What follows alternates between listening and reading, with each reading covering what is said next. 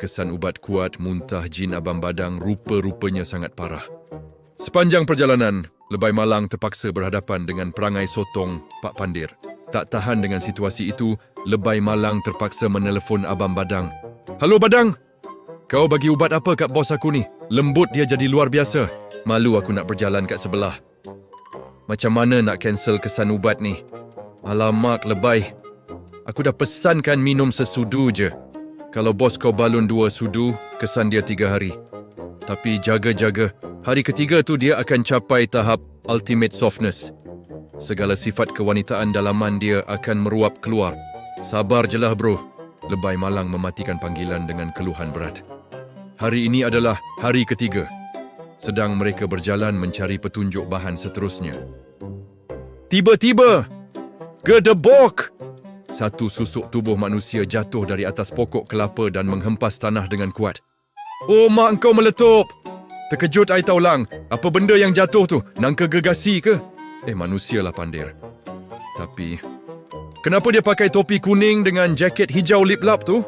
Lelaki yang jatuh tadi perlahan-lahan bangun. Dia memakai safety helmet warna kuning, reflective vest dan kasut boot keselamatan. "He, jangan risau abang-abang sekalian. Saya okey."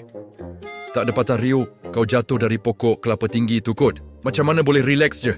"Abang, nama saya Mat Jenin.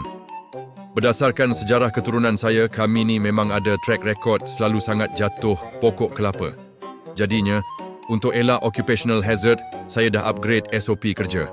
Saya dah ambil kursus NIOSH dan CIDB. Amboi, kemain kau ya dik. Warna neon green ni intau tahun ni. I like. Tapi kan, awak ni buat apa kat atas tu tadi? Bird watching ke?"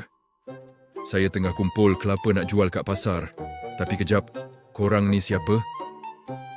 "Yang abang... akak... abang buncit yang berlagak kiut dan sotong ni pula siapa?" "Hoi, jaga sikit mulut tu. Kami ni bukan calang-calang orang. Kami ni utusan diraja." Penyakit lama Mat Jenin datang kembali. Dia mula berangan. Di dalam kepalanya, dia sudah terbayang mendapat tender pintu belakang untuk bekalkan beribu-ribu biji kelapa kepada pihak istana. "Hoi dik!